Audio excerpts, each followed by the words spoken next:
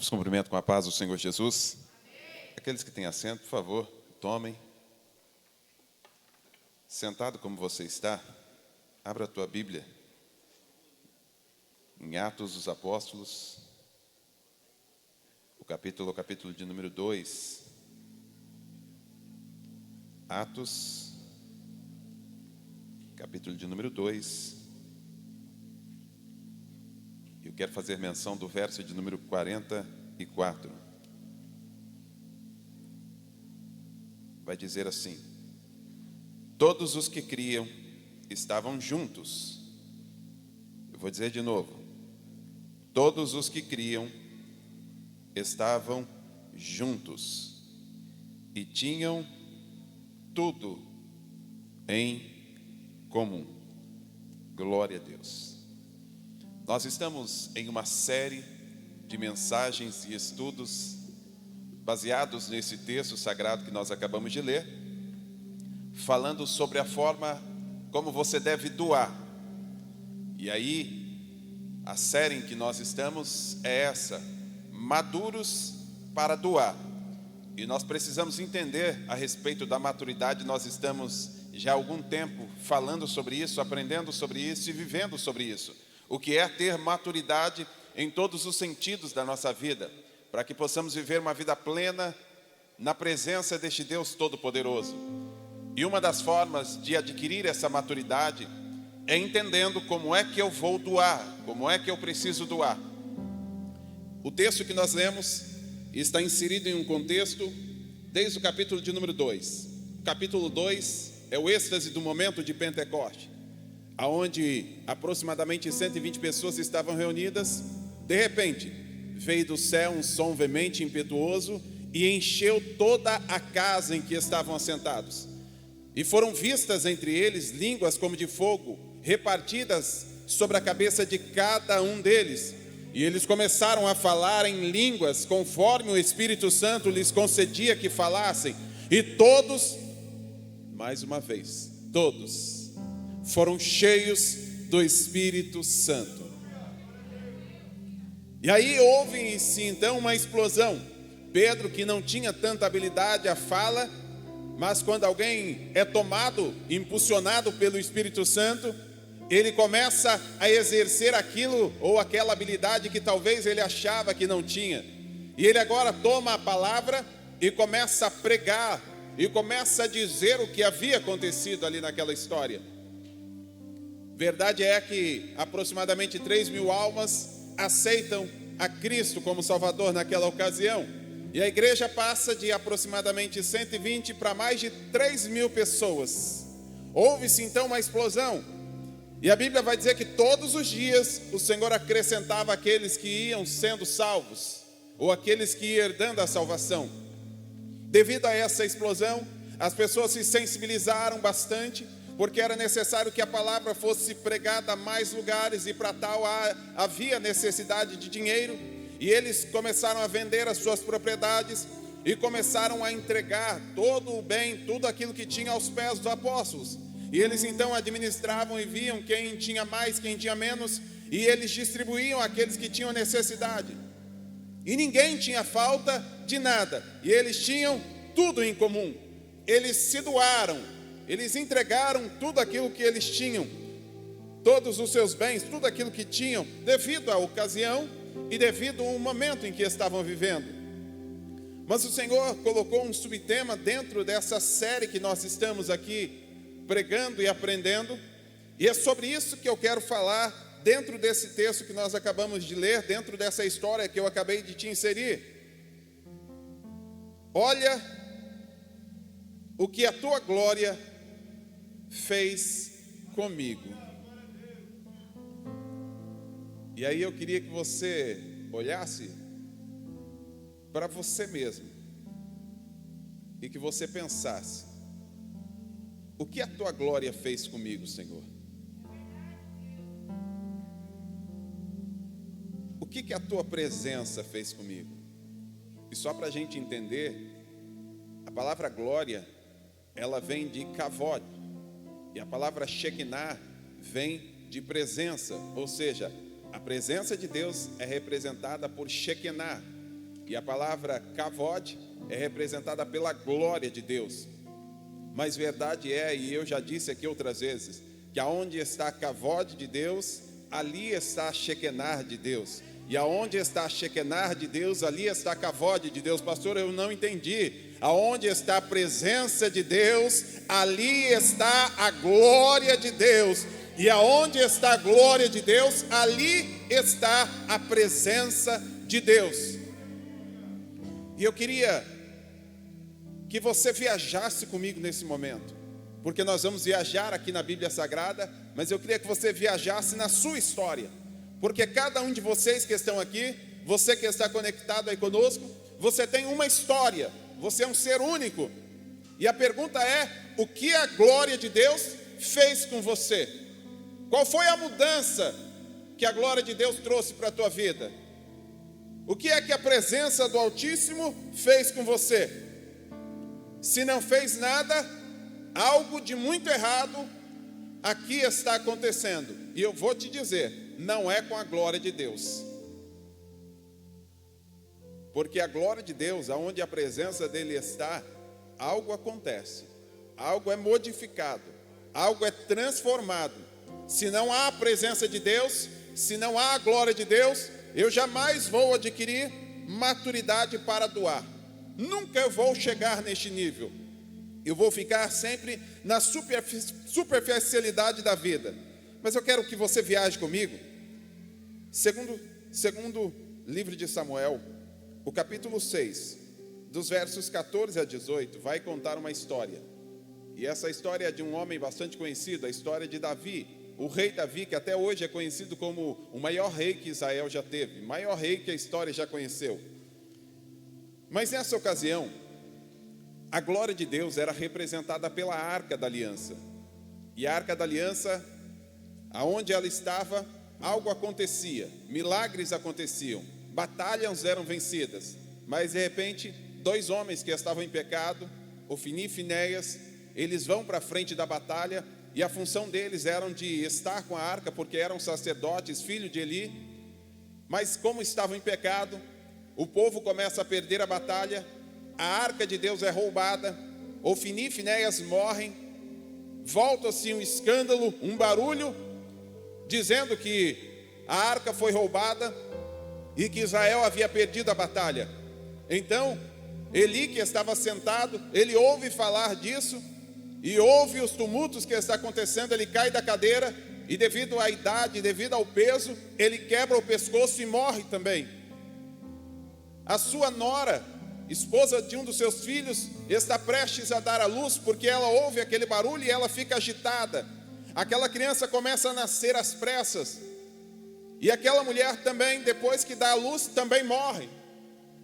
Mas a parteira, ao olhar para aquela criança, diz o nome daquela criança, Icabó, ou Icabode, dizendo a tradução daquele nome, e foi-se a glória de Deus, porquanto a arca de Israel foi tomada. E agora não tem mais a presença de Deus. Israel não tem mais a arca de Deus, não tem mais a glória de Deus, não tem mais a presença de Deus, porque a representatividade da glória de Deus estava naquela arca. Mas aí Davi assume o reinado, e ele começa a entender que ele pode ter tudo. Ele pode ter as mulheres ou o casamento maravilhoso, ele pode ter o dinheiro que for, ele pode ter o poder que for, ele pode ter o carro que for, ele pode ter a empresa que for, ele pode ser um homem bem-sucedido. Mas se ele não tiver a glória de Deus, ele não é nada, porque ele precisa da glória de Deus. Davi, então, neste capítulo que nós acabamos de falar, capítulo de número 6, 2 Samuel, ele tem a brilhante ideia de trazer a arca. E quando ele traz pela primeira vez, ele não consegue. E a arca fica na casa de Obed-Edom. E o interessante é que por 3 meses ela fica ali. E Obed-Edom não era alguém que temia a Deus, não era alguém que servia a Deus, não era alguém do contexto de Israel, era filho de Moloque. Mas quando a arca chega na casa dele, Deus prospera a casa de Obed-Edom. Sabe o que significa isso? Deus não está preocupado com a tua religião. Deus não está preocupado com o que você crê, com o seu credo religioso, não. Ele está preocupado, sim, com a presença dele na sua casa, na sua vida, porque a presença de Deus é quem muda a vida do ser humano. A presença de Deus é quem transforma a vida do ser humano. E aí Deus prospera a casa de Obed-edom. Mas aí Davi, ele ainda assim quer ter a presença de Deus, ele quer ter a glória de Deus, ele quer de novo trazer essa presença, e ele vai trazendo a presença de Deus, ele vai trazendo a arca de Deus. Quando ele vê de longe a arca de Deus, olha a cena, ele era um rei, e como rei ele estava se portando em um linho algo maravilhoso, uma roupa belíssima, um linho finíssimo. E quando ele está ali, ele vê a presença de Deus, ele não quer nem saber o seu poder, ele não quer nem saber o seu reinado, ele não quer nem saber da sua fama. Ele entra no meio do povo e ele começa a bailar, ele começa a dançar na presença do Deus Todo-Poderoso, diante a essa alegria que ele estava sentindo. Porque quando nós chegamos na presença de Deus, sabe quem você é? Sabe o que você tem? Sabe as suas conquistas, as suas glórias? Não vale nada. Tanto que não vale nada, que lá em Apocalipse nós vamos encontrar o final, a história toda concluída, e os reis pegando as suas coroas e jogando aos pés do Senhor. Sabe por quê? Porque as coroas deles não valem de nada. Não vale nada, nada, nada. Não vale a pena viver sem a presença de Deus. E aí, ele começa a dançar, ele começa a saltear, ele começa a pular, ele quer festejar, ele quer fazer festa. Sabe por quê? Porque quem chega na presença de Deus, alguma coisa acontece. Existem pessoas que chegam na igreja, mas não chegam na presença de Deus. Eu vou dizer de novo, tem gente que chega na igreja, tem gente que assiste o culto, mas não chega na presença de Deus. Porque quem chega na presença de Deus, já chega com vontade de dizer, aleluia, glória a Deus, louvado seja o nome do Senhor. Porque entendeu o que é a presença de Deus. E só entende isso que eu estou falando aqui, quem já teve esse encontro. Porque uma coisa é vir à igreja, outra coisa é ter este encontro. Você pode ter nascido na igreja, mas se você não teve esse encontro, se você não sabe o que é a glória de Deus, meu irmão, você vai ficar, me desculpa a expressão, mas boiando no culto. Você vai olhar, por que está acontecendo isso? Por que estão levantando a mão? Por que está dando glória? Para que isso? Por que aquilo? Para que daquilo outro? É porque você não sabe a alegria que é estar na presença de Deus. Só quem já sentiu essa presença sabe do que eu estou falando. Eu me lembro de uma ocasião, e é interessante isso. E quando a gente é mais novo, né, quando a gente é menino ainda, né, pastor Rogério? A gente não está muito aí pelas pessoas, não. Ainda hoje eu continuo assim. Mas ao tempo a gente vai adquirindo sabedoria, né? Mas eu me lembro uma vez que eu tinha acabado de aceitar Jesus. Fazia poucos dias que eu estava na presença dele e que ele tinha me batizado no Espírito Santo, porque ele me batizou com um mês que eu estava na igreja. E eu precisava daquilo, eu precisava daquele encontro. Eu precisava de ver realmente a glória de Deus, a manifestação da presença dele na minha vida. E aí uma vez eu andando pela rua, eu olhei a lua e eu vi uma lua cheia, sabe aquela lua cheia que você fala, que coisa linda. E até hoje eu paro, começo a olhar, minha esposa e eu somos fascinados tanto pelo pôr do sol, pelo nascer do sol, pela lua. É maravilhoso ver esses espetáculos. Mas eu me lembro que eu estava andando e eu vi a lua e eu comecei a falar, que lua bonita. Quem fez a lua? Foi Deus. E aí no meio da rua eu comecei, glória a Deus, aleluia, louvado seja o nome do Senhor. E daqui a pouco eu comecei a falar em línguas estranhas, presbítero Marco. E aí eu comecei a sentir a presença de Deus no meio da rua. E aí eu não conseguia me controlar naquele momento. E sabe o que eu comecei a fazer? Quem é mais pentecostal vai entender esse mistério. E eu comecei a rodar no meio da rua ali. E alguém olha e fala, para que isso, pastor? É porque você não veio de onde eu vim. Você não sentiu o que eu senti. Você não viu aquilo que Deus fez na minha vida. E ali eu comecei a glorificar a Deus, eu comecei a pular, eu comecei a saltar ali.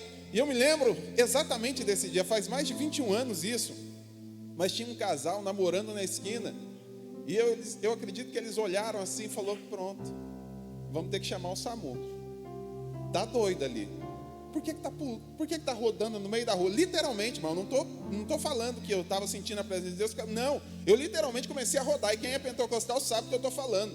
Eu comecei a rodar no meio da rua ali. Ah, pastor, para de meninice, é porque você não estava sentindo o que eu estava sentindo. E ali eu comecei a sentir a presença de Deus. E quem olha e começa a menosprezar alguém que começa a bater palma demais na igreja, ou alguém que grita demais, ou alguém que fala em línguas, é porque ainda não sentiu essa presença. E aí, não é de hoje que tem pessoas assim, que ficam incomodadas com a glória de Deus na vida dos outros. Mical já ficou incomodada. Mical chega na presença de Davi e fala: você é rei. Que atitude é essa? Olha o linho fino que você está. Olha as vestes reais que você está. Para com esse negócio, você não pode fazer isso. Sabe do que ela chamou ele? Eu vou até beber água, porque talvez seja forte para alguém. Chamou ele de vadio. Você está como qualquer vadio aí, ó, pulando na presença dos outros. Que negócio é esse? Para que fazer isso? Para que se empolgar desse jeito? Eu creio que Davi olhou e falou: é que você ainda não sentiu o que eu estou sentindo. Aqui é a presença de Deus. E quem foi transformado por essa glória, ele não consegue se conter com essa presença poderosa e gloriosa. E Davi, ele entendeu que ele precisava manter a glória de Deus. E aí ele teve um sonho, ele teve uma visão. E Natã começa a também ter essa visão e revela ele, e eles começam a conversar. E ele começa a dizer: opa, eu preciso construir algo para Deus. Porque Deus, a glória dele, está em um caixote, em uma arca. E depois a arca vai para a tenda. E o Senhor está habitando em tendas. E eu moro no palácio. Não, eu vou fazer um negócio diferente. Eu vou construir uma casa para Deus. Eu vou doar essa casa para Deus. E ele vai juntando recursos financeiros para isso. E ele vai adquirindo recursos para ele construir. Você já entendeu? Você está entendendo? Agora segurei um pouquinho, porque já falei sobre Davi. E como eu prego, diferente de outras pessoas, a minha pregação não é expositiva. E para quem fez o curso de homilética está entendendo. Aí eu quero que você viaje comigo lá para Gênesis, no capítulo 32. Vai aparecer um homem nessa história. Esse homem se chama Jacó. Jacó é o nome dele, grave o nome dele. Jacó é o nome dele. E Jacó agora, ele vai encontrar com seu irmão, com Esaú, com seu irmão gêmeo. E ele fica meio atemorizado, meio com medo dessa situação. E aí ele fala para os seus empregados: olha, vocês vão na frente. E ele fala com as suas esposas: vocês também vão à frente, junto com os nossos filhos. Vai todo mundo, deixa eu sozinho. Sabe por quê? Porque tem batalha na nossa vida que a gente vai passar sozinho. Tem batalha na nossa vida que a gente precisa entrar num ringue com Deus. E se tiver outra pessoa, vai começar a dar palpite. E não vai dar certo esse negócio. E você precisa ter as suas experiências com Deus. Está na hora de parar de ficar encostado na experiência dos outros.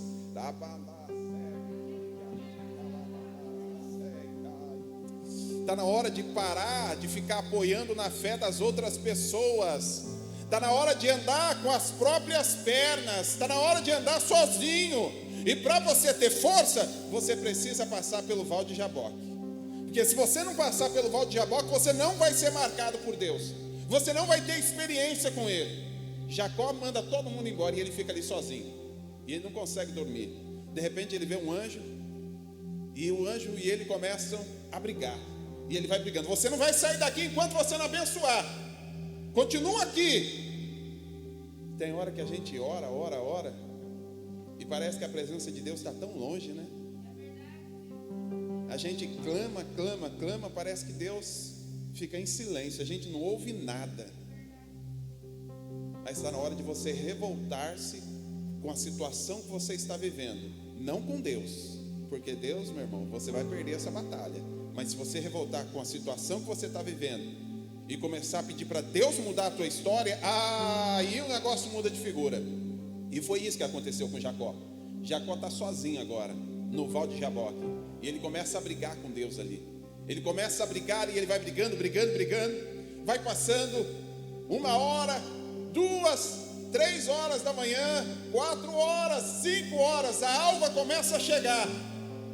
O anjo vê que ele não vai parar. Sabe por quê? Aqui está a diferença de que quem quer sentir a presença de Deus e quem não quer. Quem quer sentir a presença de Deus, não importa com o que está acontecendo na vida dele, ele persevera até o final. Ele vai adiante das lutas e dificuldades, ele não para. E quanto mais ferrenha a batalha, mais ele se empenha. Quanto mais provação vem, mais ele se põe ali e fala: eu vou batalhar, mas eu quero sentir a glória de Deus. E aí ele começa a lutar. O anjo vê que ele não ia parar. Ele toca na coxa de Jacó, e aí ele desloca essa coxa, e ele fica meio manco. E aí começa ali a conversa mais profunda. E ele começa a dizer: qual é o teu nome? Meu nome é Jacó. A partir de hoje seu nome não vai ser mais Jacó, vai ser Israel. Sabe o que significa Israel? Príncipe de Deus, porque você lutaste como um príncipe. Mas escute aqui o que eu vou te dizer. Jacó nunca foi o que as pessoas diziam que ele era. Até hoje muita gente conhece Jacó por enganador, por trapaceiro. Jacó nunca foi enganador e trapaceiro. Vai ler a Bíblia, vai entender melhor a história de Jacó. Jacó foi mais enganado do que enganou. O seu sogro enganou, a sua mãe ludibriou para que ele fizesse aquilo, era sua mãe. Ele nunca quis enganar ninguém, mas a história que ele levava, que as pessoas diziam dele, é que ele era um enganador. Pastor, mas Deus mudou o nome dele? Mudou, mas mudou, antes de mudar o nome, mudou a identidade dele. E a identidade tem a ver com a tua alma. Deus mudou, foi a identidade da alma de Jacó. Por quê? Porque quem não tem a identidade formada fica preocupado com o que os outros dizem a teu respeito. Quem não tem identidade formada fica preocupado com a vida das outras pessoas. Mas quem tem identidade formada sabe quem é, sabe o que veio fazer e sabe para onde vai. Pastor, mas Deus mudou o nome de Jacó? Mudou, mas depois Elias vai orar. Sabe que Elias começa a dizer? Ao Deus de Abraão, ao Deus de Isaac e ao Deus de... Sabe por quê? Porque ele continuou se chamando Jacó. Porque Deus não queria mudar o nome dele, mas Deus queria mudar a identidade dele, para que ele entendesse quem ele era. E tem muita gente que ainda não entendeu quem é. Tem muita gente que ainda não entendeu o seu propósito de vida, não entendeu o que veio fazer, não entendeu a sua vida, não entendeu a dinâmica da vida, e fica muito preocupado com o que os outros estão pensando de você. É lógico que se você estiver fazendo coisa errada, fique preocupado mesmo. Mas se você estiver no caminho do Senhor, meu irmão, não interessa o que dizem a teu respeito, interessa o que Ele pensa de você. Eu aqui sei que pensamentos que tem de vós, diz o Senhor. Ele te conhece. Mas Deus precisava ter esse encontro com Jacó para mudar a identidade dele, para que ele entendesse qual a identidade dele, para que ele entendesse qual é o propósito dele. Mas vamos adiante. Vamos lá para Salomão agora, 2 Crônicas, no capítulo de número 7. Davi pega o dinheiro, o ouro, a prata, deixa tudo preparado, mas Deus fala com ele: você não vai construir, porque o negócio que eu tenho com você é diferente. Eu tenho outra coisa com você. O seu filho Salomão é quem vai fazer isso. E aí no capítulo 7, Salomão acaba de construir. Quando Salomão constrói a casa de Deus, aí Salomão faz o quê? Ora. Quando ele ora, a presença de Deus invadiu aquele lugar. Eu vou dizer de novo. Quando Salomão ora, a presença de Deus invadiu aquele lugar. Eu vou dizer de novo, quando Salomão ora, quando ele ora, a presença de Deus invadiu aquele lugar. A glória de Deus foi tão grande naquele lugar, que quem estava dentro não conseguia sair, e quem estava fora não conseguia entrar. Se eu fosse você, eu saía do muro e começava a entrar para dentro para entender a glória de Deus. Eu não estou dizendo de igreja, mas eu estou dizendo naquilo que Deus quer para você. Você que está em cima do muro, será que eu vou? Será que eu faço? Será que eu não vou? Será que eu ajudo? Será? Meu irmão, sai de cima do muro, porque quem está dentro não pode sair, quem está fora não pode entrar. E aí Salomão entendeu, e a glória de Deus invadiu aquele lugar. Mas eu queria ler aqui para você. Olha só que coisa interessante. Capítulo 7, verso 11. Assim Salomão acabou a casa do Senhor, e a casa do rei, e tudo quanto Salomão intentou fazer na casa do Senhor e na sua casa, prosperaram e efetuou. E então o Senhor apareceu de noite a Salomão, e disse-lhe: ouvi a tua oração. Escolhi este lugar para casa de sacrifício. E se eu cerrar os céus, e não houver chuva, ou se ordenar os gafanhotos, e consumam a terra, ou enviar a peste entre o meu povo, verso de número 14, e se o meu povo, que se chama pelo meu nome, se humilhar, e orar, e buscar a minha face, e se converter dos seus maus caminhos, então eu ouvirei dos céus, perdoarei os seus pecados, e sararei a sua terra. Agora estão abertos meus olhos e atentos meus ouvidos à oração deste lugar, porque agora escolhi e santifiquei essa casa, para que o meu nome esteja nela perpetuamente, e nela estão fixos meus olhos e o meu coração todos os dias. E Deus agora começa a manifestar a sua glória, começa a manifestar a sua presença naquele lugar, porque Salomão decidiu se entregar para a glória de Deus, para a presença de Deus. Mas eu quero continuar ainda. Me entenda, mas é só a introdução aqui ainda. Eu sei que não vai dar tempo, mas isso aqui é só a introdução daquilo que Deus ministrou no meu coração e eu quero compartilhar com você. Atos capítulo 9. Um homem chamado Saulo, ele pega cartas, ele vai matar os cristãos, ele vai perseguir os cristãos. Mas aí ele está no caminho de Damasco.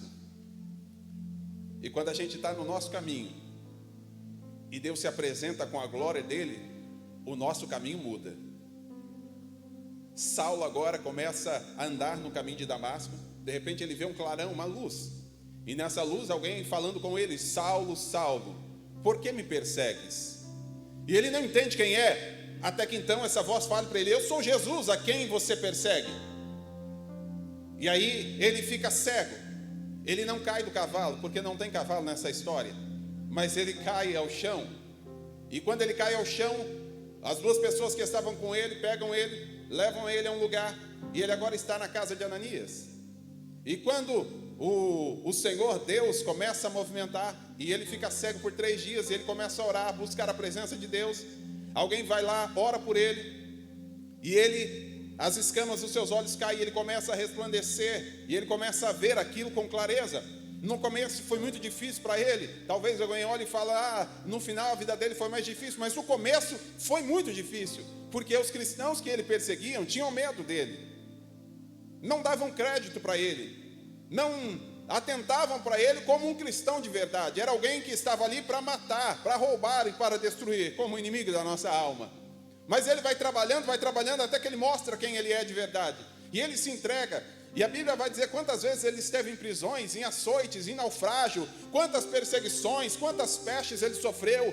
Mas o Senhor foi livrando ele de todas as coisas, e ele foi trabalhando para o Senhor nosso Deus. E aqui então nós apresentamos esses 4 personagens: Davi, Jacó, Salomão e Paulo. E aí eu quero trazer aqui para você e para mim: maduros para doar. E eu não estou falando de dinheiro, mas eu preciso ter maturidade para doar. E aí, para eu ter maturidade para doar, eu preciso saber o que a glória de Deus fez comigo. Porque se eu não souber o que a glória de Deus fez comigo, eu não vou sair do lugar e eu não vou ter maturidade para doar. E aí, Davi. O que Davi doou? Amor. Pastor, como assim ele doou amor? Ele podia ter acabado com a vida de Saul, mas ele não acabou. Ele deixou a vingança com o Senhor e ele entregou amor para aqueles que estavam perseguindo ele. Eu não sei se tem alguém perseguindo você. Tem gente que não gosta da gente de graça. Tem muita gente que... isso é normal. E a gente precisa ter maturidade para entender isso. Nem todo mundo vai gostar da gente. E eu também não gosto de todo mundo, não. Aí alguém já até assustou aí. Eu vou até beber uma água, porque de repente alguém assustou aí, né, pastor Braz? Não gosto de todo mundo, não. Elvis, tem umas pessoas que eu não gosto, não. Pastor, não fala um negócio desse, não. O senhor está pregando, está ao vivo aí. Mas eu não gosto, vou fazer o quê? Mas eu amo.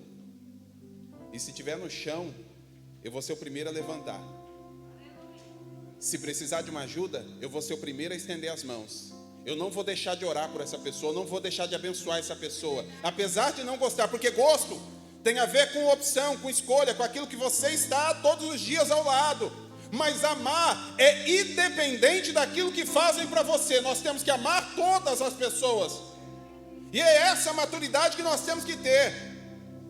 Davi tinha essa maturidade. E ele entendeu o que é amor. E o nosso pastor já fala há muito tempo. O amor é o que o amor faz. E eu preciso ter essa maturidade para doar amor. E tem muita gente que não tem mais maturidade para doar amor. Está vivendo uma vida de ódio.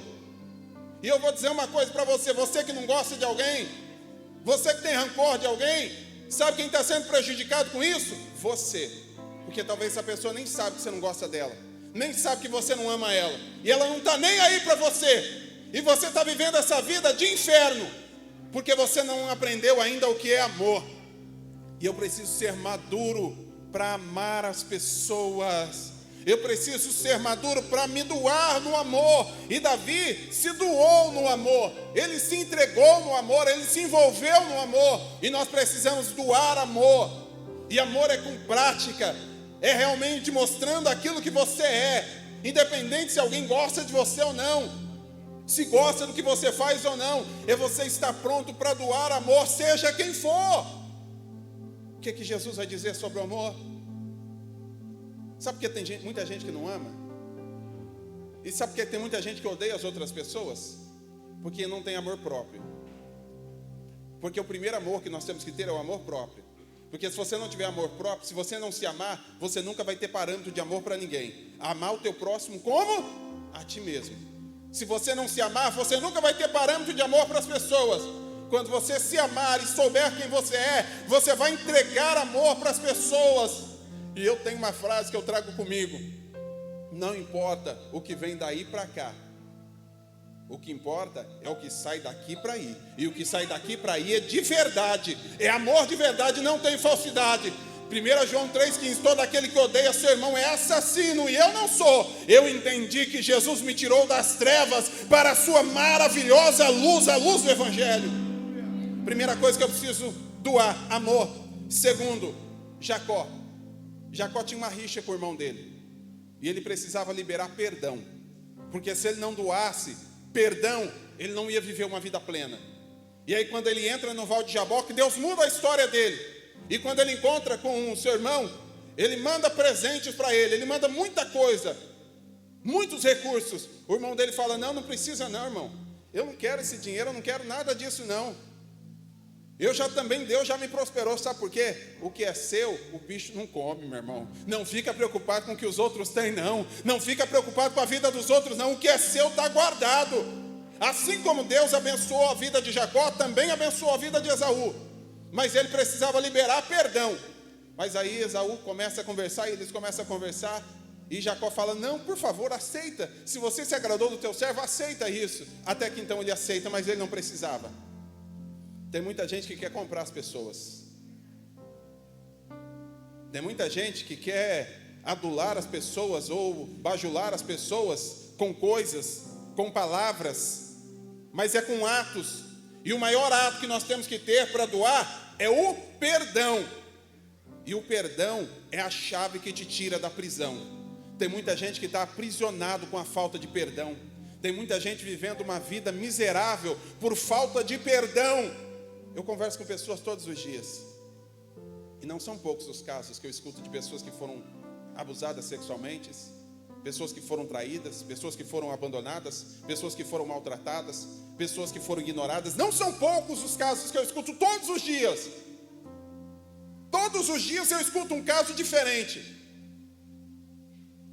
E a maior riqueza que alguém pode doar para o ser humano é o perdão. E nós temos que liberar esse perdão, essa coisa ruim que está na nossa vida. Porque o que a glória de Deus fez com você? Pastor, Ele me perdoou. E você está guardando o perdão por quê? Por que você não libera esse perdão para essa pessoa? Mas ela me feriu! Você quer ter razão ou quer ter paz? Você escolhe. Se você quiser ter razão, porque eu não tiro a sua razão. Ela te maltratou mesmo. Ela te feriu mesmo. Ela te machucou mesmo. Você está no seu direito. Você está na sua razão. Mas quando a glória de Deus vem na alma e no coração, a gente joga a razão fora e vai e libera o perdão. Porque a gente aprendeu que o perdão é a chave que nos tira dessa prisão. E tem muita gente aprisionada. Salomão ouve a voz de Deus pela primeira vez e pede sabedoria. Pela segunda vez, ele vê a glória de Deus realmente. E aí Deus falou para ele: eu já te dei sabedoria, eu já te dei conhecimento. O que você tem que fazer? Você viu a minha glória? O que você vai decidir fazer? Eu vou entregar todo o meu conhecimento para as pessoas agora. E aí entregou o pastor Rafael, entregou o pastor Samuel, entregou o presbítero Jefferson, entregou o pastor Oséias, entregou para cada um de vocês. Por quê? Provérbios, sabedoria de Salomão. Cantares, sabedoria de Salomão. Eclesiastes, sabedoria de Salomão. Ele se entregou. Quando é que você vai entregar aquilo que Deus te deu? Quando é que você vai entregar para as pessoas o que Deus te deu? Deus te deu a possibilidade de você conhecer alguma coisa, de você adquirir sabedoria, e você está guardando só para você. Você não está transbordando na vida das pessoas. Você não está passando esse conhecimento que Deus te deu. Você está retendo tudo isso para você. Tem muita gente que está retendo tudo aquilo que Deus deu, e por isso não prospera na vida, por isso não sabe o que é paz de verdade, não sabe o que é alegria. Está na hora de você transbordar na vida das pessoas. Está na hora de você entender realmente que a sabedoria que Deus te deu, o conhecimento que Deus te deu, você deve aplicar isso para outras pessoas. Sabe por quê? Porque o teu dinheiro vai acabar, a tua casa vai acabar, mas o teu legado vai permanecer. Aquilo que você fez aqui na terra vai permanecer, e a história vai dizer quem você é ou não. Por isso que você deve se entregar e liberar realmente todo o conhecimento e sabedoria que você tem. Quarto e último, para a gente encerrar.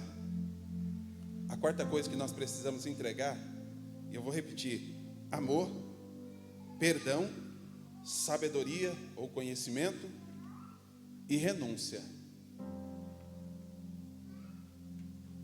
Quem quiser vir após mim, negue-se a si mesmo, tome a sua cruz e siga-me.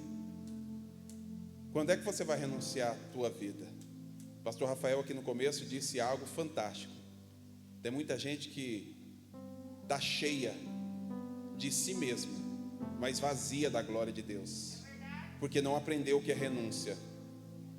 Quem aprende o que é renúncia, entende o que é a glória de Deus. E tem muita gente que vem às igrejas e não se enche da presença de Deus porque já está cheio. E Deus não pode encher algo que já está cheio.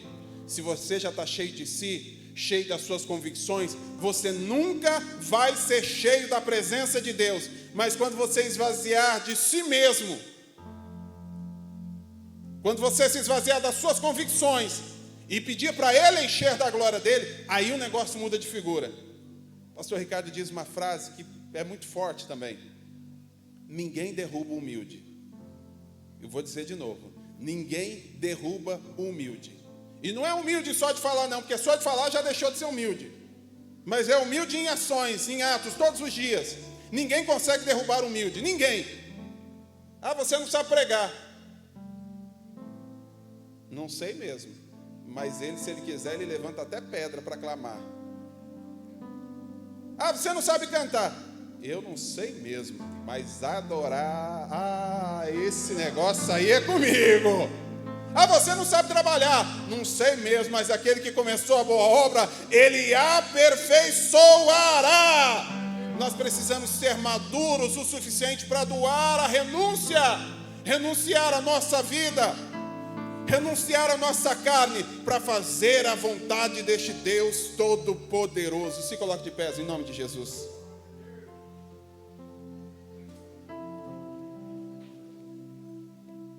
Olha aqui para mim.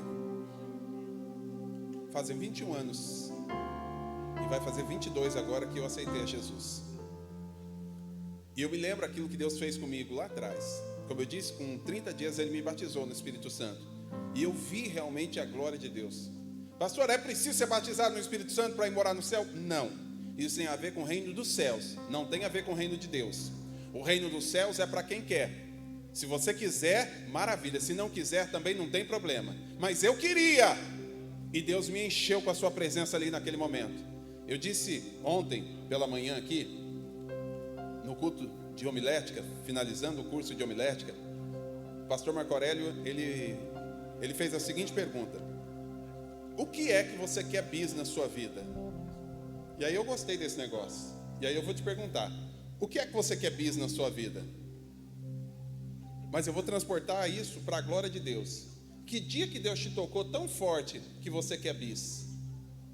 E eu contei aqui, foi um dia que eu entrei no meu quarto, eu fechei a porta e eu comecei a clamar ali sozinho. Tinha poucos meses que eu estava na igreja. Eu comecei a clamar: Deus, se apresente a mim aqui nesse lugar. Deus, se revela a mim aqui neste lugar. Deus, se mostra a mim aqui neste lugar. De repente meu quarto começou a sacudir.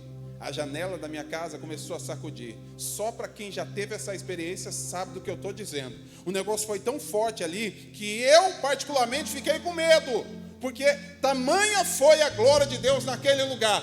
Mas eu vi o que a glória de Deus fez comigo, fez com a minha vida. E eu decidi não ser mais a mesma pessoa. O que é que você quer bis na sua vida?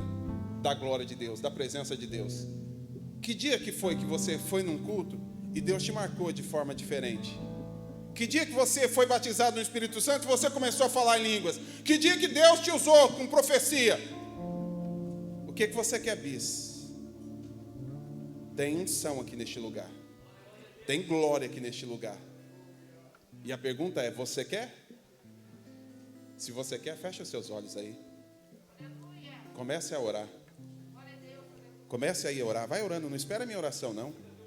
Porque agora não tem a ver comigo, tem a ver com você.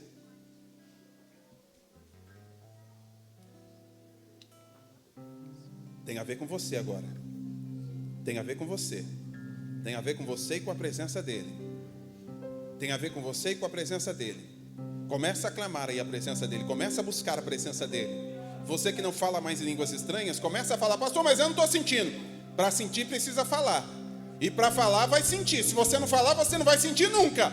Ah, mas eu não estou sentindo, como é que eu vou dar glória? Você só vai sentir se você der glória. Você só vai sentir se você pedir para ele manifestar a presença dele aqui neste lugar. Se você ficar quieto, você não vai sentir nada. Mas se você começar a clamar: Senhor, eu preciso da tua presença. Senhor, eu preciso da tua glória. Eu preciso, Senhor, da tua unção. Eu preciso, Senhor, da tua presença. Porque sem a tua presença eu não posso fazer nada, Senhor. Sem a tua presença eu não consigo, ó Pai. Sem a tua presença, ó Deus, eu não consigo. Mas eu preciso da tua presença. Vai clamando a presença dele aí para você. Chama aí a presença dele para você.